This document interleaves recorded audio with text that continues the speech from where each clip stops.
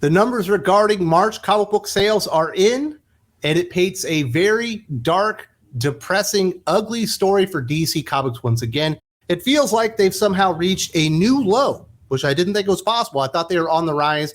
I got 3 trends that I definitely want to look at. We're going to talk about Superman, which is actually pretty good. We've got some good trending numbers there. We're also going to talk about Batman no longer being the top-selling comic book character. The numbers are very troubling, something I talked about right here on the channel when they overexposed the character and absolutely diluted him in the comic book mainstream. And then we're going to get to the really, really ugly stuff. In a good month, 42% of all DC comics are outside the top 100. Well, they didn't even come close this month. It's an absolute bloodbath. And we're going to talk about some of the names associated with these terrible sales. Now, when we talk about these sales, this isn't information from Lunar. This isn't information from Diamond. This isn't information from Penguin Random House. These are actual sales to customers through comic book shops using Comic Hub. It is a small sample size, but these are the best rankings that we do have.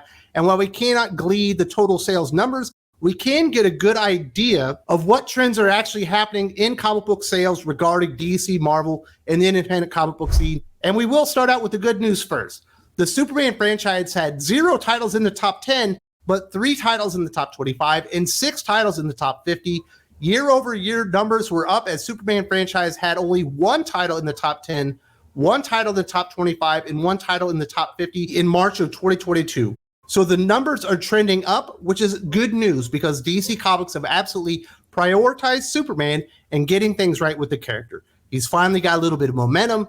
The sales on Action Comics have rebounded quite a bit. The Clark Kent-led Superman series is absolutely the top 25. We'll see how far it drops. We are only on the 2nd issue, but it's a promising start. We do see some troubling numbers regarding Batman Superman World's Finest, which I believe is the best written, best produced comic book in the entire industry. Mark Waid and Dan Moore are kicking butt and taking names, but the sales numbers are trending downwards for there, and it's kind of settled in right at the bottom of the top 50. That's kind of troubling. When we look at the numbers for Action Comics, it kind of looks bad, but that was actually released with 2 days left in the month. When we're talking about sales to actual customers, rather than orders from comic shops from DC Comics, any comic book release in the last week of the month, especially if that Tuesday goes up against the last day of the month, those sales aren't going to be counted towards that month's sales. They will move over to the next month. So Superman is doing very good, and they have to be happy with that. But Batman is not doing so well, especially in comparison to Spider-Man, who is on an unstoppable streak as of late. The Spider-Man franchise took first place with 3 titles in the top 10, 7 in the top 25, and 10 titles in the top 50. Bruce Wayne Batman used to rule the top 10, but now it's the Peter Parker show. The Batman franchise came in second with 2 titles in the top 10, 4 in the top 25, and only 8 in the top 50. This is absolutely troubling for DC Comics because Batman is their cash cow. And when we talk about the dead titles walking, you're going to see a lot of Batman-led titles and Batman-related titles in there. You can't overexpose the character. You can't release half of your entire comic book line when you're putting out 60 comic books in a month and have them all related to Batman. Eventually, Batman fatigue will set in. People are going to have to take a discerning look. Which Batman titles do I want to actually support? And maybe have a completionist or 2, or I don't know, a couple of 100 out there that go, I just can't afford to be a Batman completionist anymore. If I can't be a Batman completionist, maybe I just won't support the book whatsoever. I believe those things are all mounting up because it's not like Amazing Spider-Man is a good title right now. It's not like Dan Slott's adjectiveless Spider-Man is a good title right now. But Spider-Man is a hot character, and he's not nearly as overexposed as Batman is for DC Comics. So we see a lot more stability within Spider-Man. The collectors are still there, and they haven't been worn out. They haven't been absolutely fleeced by DC Comics, who also have a penchant for charging an extra $1 for a backup story on any comic book that they actually think will sell comic books. And they have a penchant for releasing $8 and $9 Batman comic books, which I think is wearing people out. It's gotten way too expensive to support Batman. And those are just the mildly annoying things for DC Comics, which could portend very bad things in the future. But we're right here, right now, and I got some stuff to say about this because bad things are happening for DC Comics as far as sales go. DC Comics had 36 dead titles walking out of DC Comics, 62 new titles in March of 2023. This means an astounding 58% of new DC Comics titles in March 2023 were dead titles walking. DC Comics had a whopping 14 titles that were unranked. This was up sharply from the 19 dead titles Walking DC had in February, which comprised 45% of DC's new titles. Year-over-year numbers were up as well, as DC Comics had 26 dead titles in March of 2022. This is very troubling news for DC. We are now at the beginning of DC doing a big relaunch of so many of their franchises.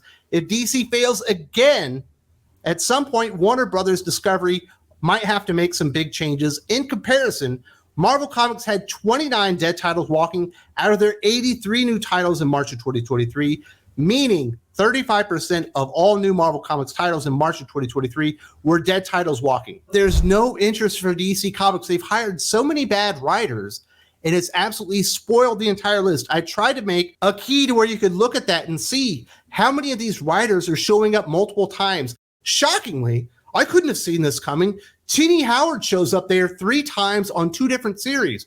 Who would have thought handing Tini Howard Harley Quinn would have tanked the sales worse than Stephanie Phillips? I could have predicted that for you. And then you gave her the other Harley Quinn Punchline, who had so much momentum just 2 or 3 years ago. It is now a dead character because you handed the character to so many bad creators. She was fine when it was James Tynion with his girlfriend writing the series, but now we're on to, was it Matthew Rosenberg, and now we're downgraded to Tini Howard and her husband. No one was ever going to buy that comic book. Tini Howard has gotten so many opportunities at this point to be like a flagship writer or somebody important at publishers, not just DC Comics, but also Marvel Comics as well. She destroyed Jonathan Hickman's work on House of X Powers of 10, and now DC Comics have brought her in and destroyed 2 of their marquee female characters. Not surprised that happened. Tom King, you and I know, he's just a turd. He's not a great writer. He tells the same story over and over again. Shockingly, Tom King shows up on the list twice with Danger Street and Gotham City Year One. Whoever asked for Gotham City Year One? That is a Batman-related series that by the time it's ended on issue number 6 is outside the top 150. That is embarrassing for DC Comics, and it's certainly embarrassing for Tom King, who does fancy himself as a big deal in comic books and fancies himself as somebody that can actually move units. DC Comics thought this guy was their next big writer. He has failed over and over again. Will sales improve on Wonder Woman when Tom King takes over? Yes, likely, because they can't get any worse. But Tom King is not hot. He has been exposed as the turd that he is. He is who he said he was, and he's proven that over and over again. And yes, they'll put him on a Batman series, and they'll sell better than this stuff. But you can see there's not really a lot of cachet when it comes to Tom King's name as a comic book writer. But DC Comics are treating him like he's a big deal. And now, because James Gunn decided Supergirl Woman of Tomorrow, which isn't even a Supergirl story, it's just True Grit, but Supergirl playing Rooster Cogburn, is the future of the character within like DC Films or whatever, DC Studios. I wonder if that has anything to do with the fact that Tom King's mom was a powerful executive at Warner Brothers back in the day. Now all of a sudden he's written the definitive Supergirl story and he's getting more play as some type of big-time writer. He hasn't been a big-time writer for a very long time. Clunrad, who we've been talking about for 2.5 years on the channel, being absolute jokes, can't sell a comic book, actually had 3 different titles as dead titles walking.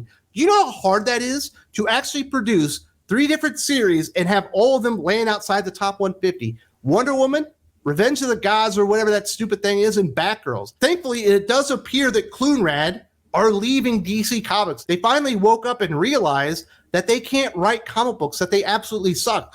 Becky Cloonan is a very, very good comic book artist. As a writer, with Michael Conrad, they absolutely suck. I wonder why Michael Conrad was out there soliciting people for free comic book art with the promise of potentially one day maybe, I will pay you for your work. And now, of course, the 2 of them, being as talentless as they are ruining Liam Sharp's debut at Valiant Comics on X-O Manowar, a character I love. My favorite comic book character in the world has 2 of the worst writers in the world. And then you look at a character like a Harley Quinn, who's supposed to be one of the pillars of DC, right? That's a big-time character. We're going to build an entire movie franchise around her. 2 separate titles outside the top 100, one written by Tini Howard. We've already talked about that. Who they put on the other Harley Quinn title? The animated series Legion of Bats spinoff. Oh, T. Franklin, who's more interested in doing 3-ways with Harley Quinn, Pegleg Beyonce, T. Franklin's self-insert character, and whatever the other name's character is, than actually telling stories. Shockingly, Comic book readers don't want to read that crap. They've absolutely destroyed the reputation of Harley Quinn because there's like 9 different versions of the character within the DC Comics universe. The only one that's actually worth a damn right now is in Batman and the Joker, the Deadly Duo from Mark Silvestri, who has no history with the character whatsoever. But shockingly, because he's a legend in the industry, he actually knows how to write a story and, I don't know, go back to the roots of the character and do something interesting with them. Did you see the debut of Waller versus Wildstorm or whatever it was? #1 issue, DC Comics, outside the top 200. It didn't even rank. I wonder why people wouldn't want to buy that story. It's Spencer Ackerman. He was a star of something one time. He's a celebrity. No, he's not. There isn't a whole lot of interest in Amanda Waller versus Wildstorm anyway. But if you're going to do it, you might as well put a real writer on it. I'm surprised they didn't put Matthew Rosenberg or whatever the hell his name is, the guy that can't actually write a comic book either. It would have been in the same place. Ooh, Evan Narcisse is on it. Well, that makes me change my mind. DC Comics need to stop publishing so many comic books, get back to the quality that they were once known for, and have the best writers accentuate the best artists in the industry, because the artists that DC Comics have are far better than what Marvel Comics have right now. But they have so many just shitty writers, it's not even funny. This isn't even taking into account the Megan Fitzmartins and people like that that are absolutely ruining DC Comics right now. These are supposed to be the superstars. They got multiple titles outside the top 100, an absolute joke for DC Comics. They have hit rock bottom. There is little to no interest in DC Comics at this point. There's almost no interest in Batman anymore. Sure, people are going to pick up the main title and continue to support a miniseries here and there, but the days of having 20 Batman titles in the top 50 or whatever, they're over. People are fed up with so many Batman titles with so many bad creators on them. Sure, Superman's doing better, but everything else across the board is doing worse, and that is what DC Comics is these days. Dead comics walking. That's all they are. Nobody is interested in what they're putting out because the vast majority of it, outside of a few key titles, is absolute garbage. And Marvel has traditionally always sold better than DC anyway. So to even be competitive, they have to be better than Marvel Comics, not be Marvel Comics Light, which is basically what they are at this time. Things are not getting better. They're absolutely getting worse. I've been talking about this for a long time. DC sales are in the toilet and they have nobody to blame but themselves. If you haven't seen this video yet, you need to watch it right now because it's a long time coming. There's also a link in the video description.